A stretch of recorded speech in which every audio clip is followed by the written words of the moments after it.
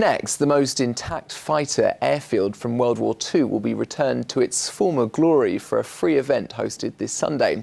Sky Heroes will showcase RAF Kenley's history, marking the site's centenary and highlighting the important role it played in defending Britain from the German Luftwaffe. Marie Tulley-Rose is from the Kenley Revival Project. I'm very pleased to say she joins me now. Thank you very much for coming in tonight. Welcome. This site has a very rich and varied history. Explain to us more.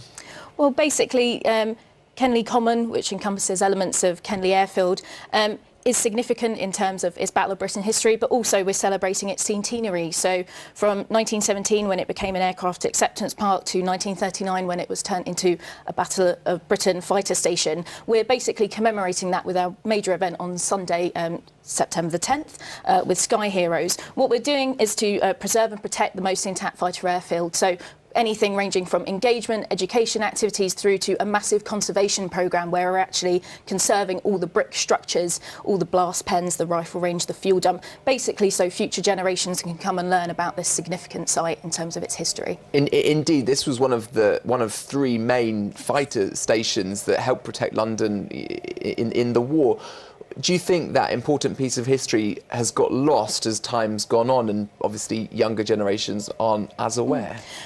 I think certainly with major commemorative dates this year, obviously we're looking at the big World War I commemorations at the moment.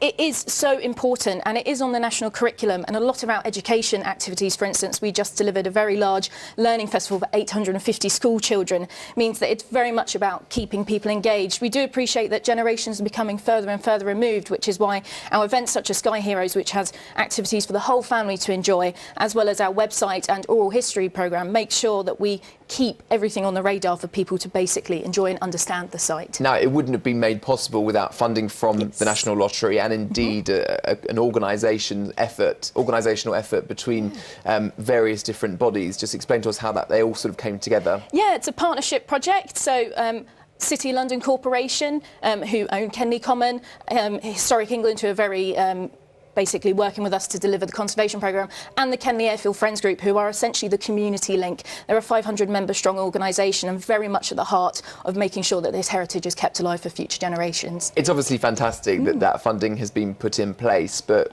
looking ahead to future years, how will you maintain the legacy that you've already established, and indeed continue that groundwork? So for us, obviously, the site will be conserved, and as a open space, anyone can come and enjoy it. We will also have on-site signage, so it'll essentially look like an outdoor permanent museum. We will also have a travelling exhibition, but also for us, what's really important is our website. So as part of the project, we have an online community archive where anyone can upload memories, photographs, stories relating anything to RAF Kenley. If it's their grandparents, if it's themselves, we actually ask everyone to upload to it, so please do so. And so that project has just started? It's just launched. So you haven't got any interesting anecdotes to share just yet, I imagine? The one thing I have at the moment is we found an intact milk bottle, which I had to clean up and photograph, so that's on the website. So if anyone knows anything in particular about milk bottles of the time, that would help. And are you looking to curate some of those histories to use them in another sense? What will you do with some of those fantastic stories? Hopefully you get some interesting ones. Yeah, so anything that we can get now, we would like to use in our travelling exhibition. Our oral histories will be edited and will be a part of that. We actually interviewed the last surviving Battle of Britain pilot who served from Kenley, Paul Farnes. His stories were absolutely fantastic, as well with a lot of people who were children at the time. That's really important for us, particularly when linking to younger generations today. Having sort of relatable childhood memories is very important. So basically, if you've got it, send it to us. We'll see what we can do. What sort of reaction have you had from the local community? Is there an appetite to see this transformation and change at Kenley? It's been so positive. I think with the structures themselves over the many years basically kind of returning to nature, it's been so important now to do that conservation.